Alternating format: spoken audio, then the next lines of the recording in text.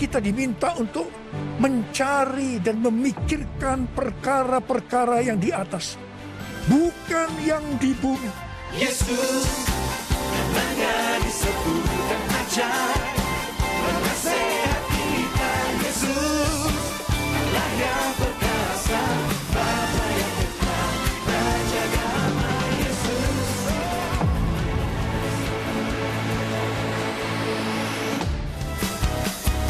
Dengan penuh sukacita dan bersorak-sorai, mari kita sambut Raja di atas segala raja, Yesus Kristus Tuhan. Mari sambut Sang Raja, Yesus Tuhan Juru Selamat dunia yang datang dalam kemuliaan. Kepadanya diberikan nama Dia atas segala nama, nama yang berkuasa selamanya.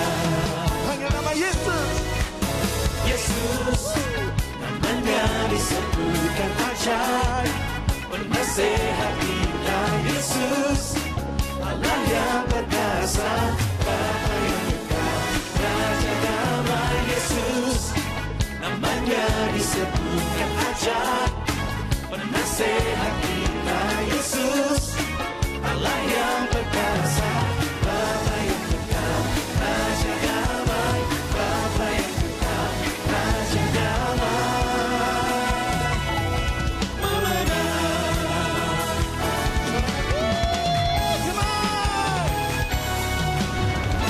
Mari sambut Sang Raja, Yesus Tuhan Juru Selamat dunia yang datang dalam kemuliaan.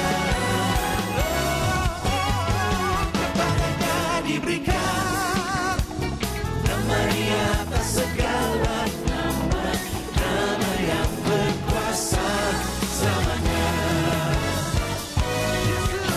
Yesus, namanya disebutkan ajaib, penasehat kita. Yesus, Allah yang perkasa, Bapa yang kekal, Raja damai. Yesus, namanya disebutkan ajaib, penasehat kita. Yesus, Allah yang perkasa, Bapa yang kekal, Raja damai. Bapa yang kekal, Raja damai.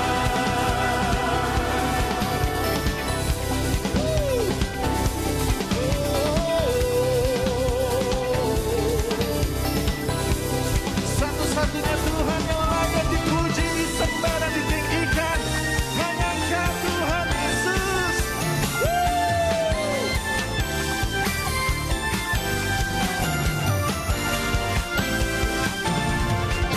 Yesus, namanya disebutkan ajaib, penasehat kita. Yesus, Allah yang perkasa, Bapa yang kekal, Raja damai. Yesus, namanya disebutkan ajaib, penasehat kita. Yesus, Allah yang perkasa, Bapa yang kekal, Raja damai.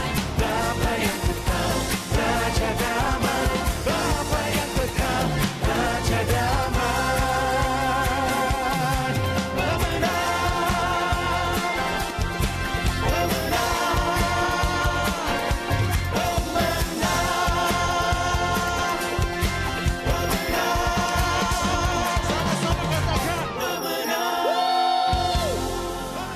Pada waktu Tuhan Yesus lahir ke dalam dunia ini, ada beberapa peristiwa yang terjadi, di mana itu mengajarkan kepada kita bagaimana seharusnya kita menyambut kelahiran Sang Immanuel. Peristiwa pertama terdapat dalam Lukas 2 ayat 8 sampai dengan 12 dan ayat 15 dan 16, yaitu apa yang dilakukan oleh para gembala. Ketika para gembala sedang menjaga ternak di waktu malam, tiba-tiba mereka didatangi oleh malaikat Tuhan. Dan kemuliaan Tuhan memenuhi, meliputi mereka. Mereka sangat ketakutan. Malaikat itu berkata kepada para gembala, "Jangan takut, sebab sesungguhnya aku memberitakan kepadamu kabar kesukaan besar untuk seluruh bangsa. Hari ini telah lahir bagimu juru selamat, yaitu Kristus Tuhan di kota Daud. Dan inilah tandanya bagimu. Kamu akan menjumpai seorang bayi dibungkus dengan kain lampin dan terbaring dalam palungan. Mereka tidak mengerti apa yang dikatakan oleh malaikat tadi. Tetapi mereka taat pergi untuk menjumpai Sang Mesias, Immanuel. Di sini kata kuncinya adalah ketaatan.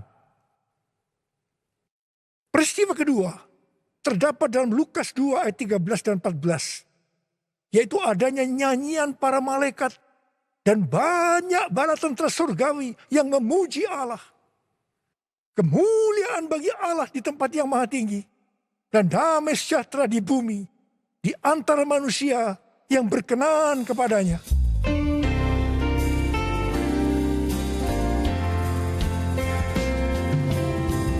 Kemuliaan bagi Allah di tempat yang maha tinggi, damai sejahtera di bumi di antara semua umat manusia yang berkenan padanya.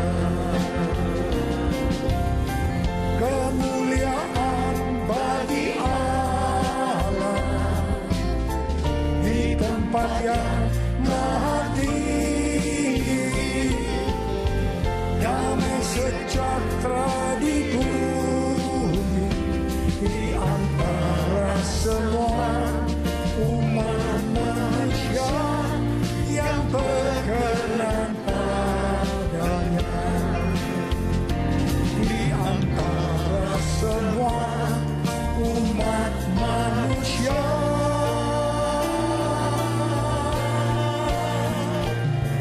yang berkenan padanya.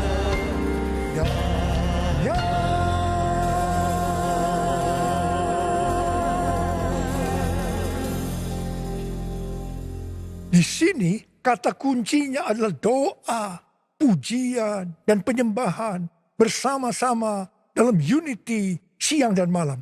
Peristiwa yang ketiga di dalam Matius 2 ayat 11a, yaitu orang Majus sujud menyembah Sang Mesias. Di sini kata kuncinya adalah sujud menyembah Sang Mesias, Immanuel. Peristiwa yang keempat terdapat dalam Matius 2 ayat 11 bagian B, di mana orang Majus membuka tempat harta bendanya dan mempersembahkan emas, kemenyan, dan mur.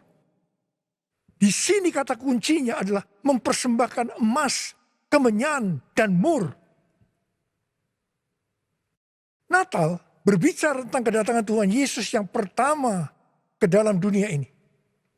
Hari-hari ini kita sedang menantikan kedatangan Tuhan Yesus untuk kali yang kedua.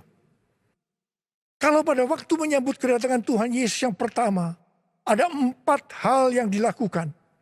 Maka dalam menantikan kedatangan Tuhan Yesus untuk kali yang kedua, kita juga harus melakukan 4 hal tadi. Yang pertama, ketaatan. Yang kedua, doa, pujian, penyembahan bersama-sama dalam unity siang dan malam. Yang ketiga, sujud menyembah Tuhan Yesus. Yang keempat, mempersembahkan emas, kemenyan, dan mur untuk Tuhan Yesus. Hal yang pertama mengenai ketaatan. Untuk menyambut kedatangan Tuhan Yesus untuk kali yang kedua. Tuhan mau agar kita mentaati hal-hal sebagai berikut. Yang pertama, kita diminta untuk mencari dan memikirkan perkara-perkara yang di atas. Bukan yang di bumi. Sehingga pada saat dia datang menjemput gerejanya, kita juga akan ikut dalam pengangkatan. Yang mau katakan amin? Yang kedua, pesan Tuhan Yesus di kitab Wahyu, pasal 2 dan 3 untuk 7 gereja. Yang berarti untuk gerejanya di masa kini, yaitu siapa bertelinga hendaklah mendengarkan apa yang dikatakan oleh Roh kepada jemaat-jemaat. Dan barang siapa menang dan taat, mereka akan masuk surga. Katakan amin. Yang ketiga, kita harus menyelesaikan amanat agung dengan kuasa Pentakosta ketiga sebelum dia datang kembali. Dan yang keempat, kita harus menjadi serupa dengan gambar Yesus. Kita harus menjadi orang yang berintegritas.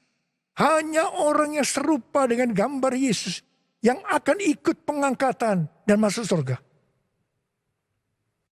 Hal yang kedua, mengenai doa, pujian, dan penyembahan. Ini merupakan prinsip restorasi Pondok Daud. Ini merupakan prinsip menara doa. Ini berbicara tentang keintiman dengan Tuhan. Orang yang hidupnya intim dengan Tuhan pasti merindukan kedatangannya. Sesuai dengan 2 Timotius 4 ayat 8. Maka orang yang merindukan kedatangannya akan mendapatkan mahkota kebenaran. Saudara yang merindukan untuk mendapatkan mahkota kebenaran, katakan amin. Hal yang ketiga, mengenai sujud menyembah Tuhan Yesus. Itu artinya kita melakukan segala kehendak Tuhan.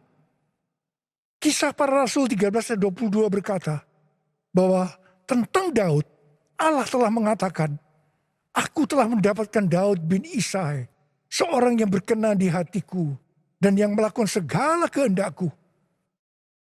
Daud berkenan di hati Tuhan karena Daud melakukan kehendak Tuhan pada zamannya. Itu juga artinya Daud sujud menyembah Tuhan. Bagi kita, Tuhan Yesus mengendaki agar kita sujud menyembah Dia. Artinya, kita harus melakukan kehendaknya pada zaman ini.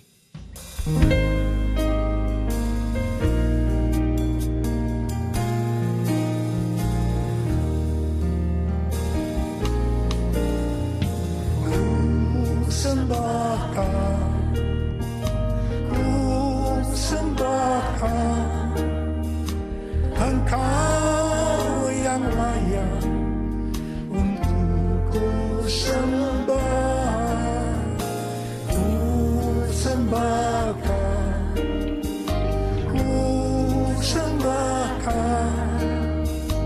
Engkau yang layak untuk ku sembah.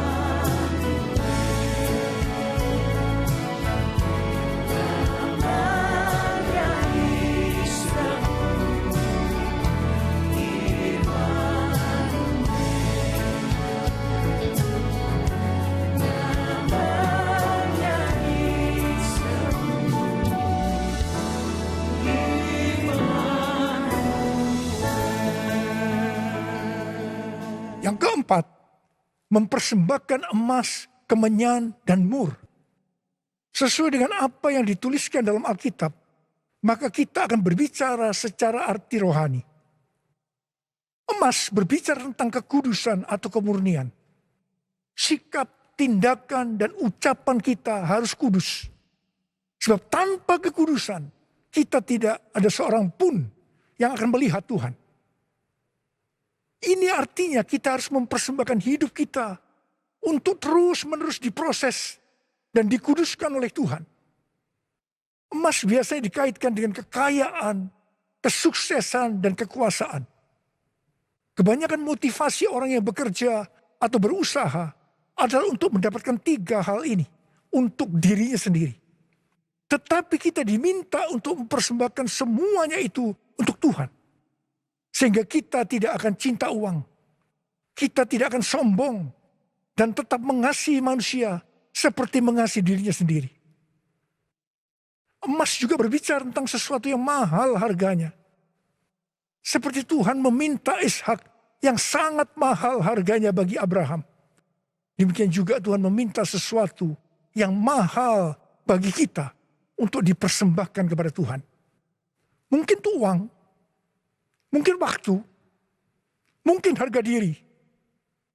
Seperti Tuhan memberkati Abraham, Tuhan juga akan memberikan berkat-Nya kepada kita ketika kita mempersembahkan sesuatu yang mahal harganya.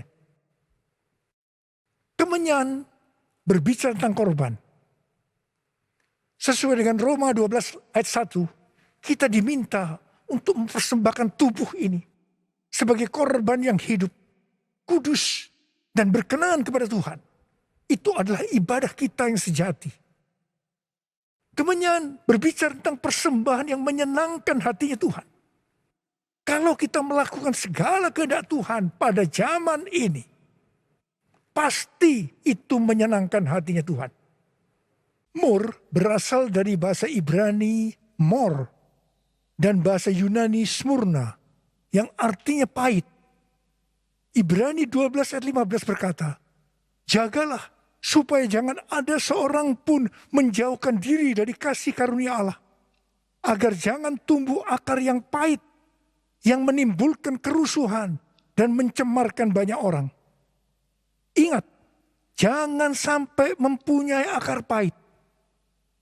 Amsal 4 ayat 23 berkata, jagalah hatimu dengan segala kewaspadaan, karena dari situlah terpancar kehidupan. Kita mau hidup kekal selama-lamanya, atau mati kekal selama-lamanya, tergantung kepada hati kita. Kalau hati kita kotor oleh akar pahit, maka akan menimbulkan bermacam-macam penyakit, dan akhirnya akan kehilangan keselamatan. Karena itu, kalau mulai muncul akar pahit, datang kepada Tuhan Yesus, serahkan itu dan bertobat. Minta ampun, karena selama ini menjauhkan diri dari kasih karunia Allah, maka engkau akan selamat. Mur juga berbicara tentang pengurapan. Salah satu bahan untuk membuat minyak urapan adalah mur. Pengurapan yang diberikan oleh Tuhan kepada kita harus dikembalikan kepada Tuhan untuk kemuliaan Tuhan, bukan untuk popularitas, mencari kekayaan atau kepentingan-kepentingan yang lainnya. Mari angkat tangan saudara, katakan bersama saya, anointing fall on me, anointing fall on me. Let the power of the Holy Spirit fall on me. Anointing fall on me. Sekali lagi katakan, anointing fall on me. Anointing fall on me. Let the power of the Holy Spirit fall on me. Anointing fall on me.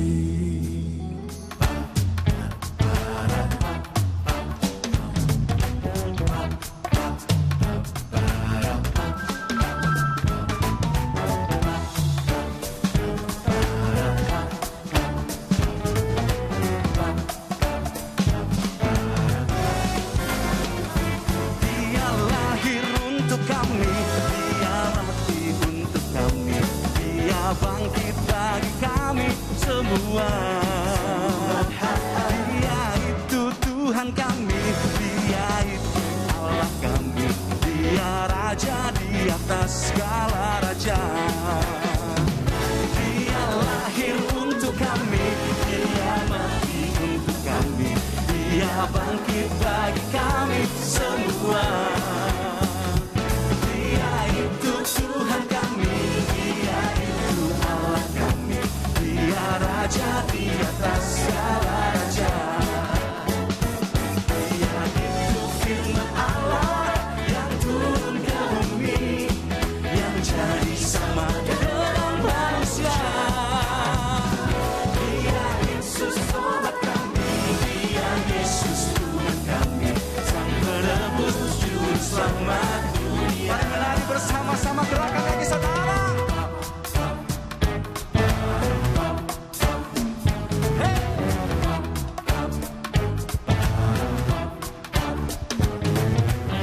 Dia lahir bagiku, Dia mati bagiku, Dia bangkit bagiku, namanya Yesus Juru Selamatku. Dia lahir bagiku, Dia mati bagiku, Dia bangkit bagiku, namanya Yesus Juru Selamatku. Sambil tepuk tangan sama-sama saudaraku. Haleluya. Tepuk tangan bersama-sama. Sorakan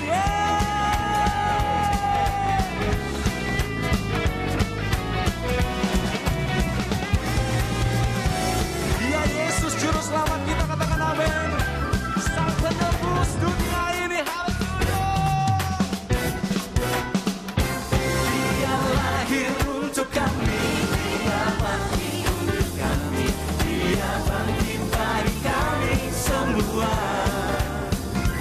Dia itu Tuhan kami, Dia Yesus Allah kami, Dia Raja di atas segala raja. Dia itu firman Allah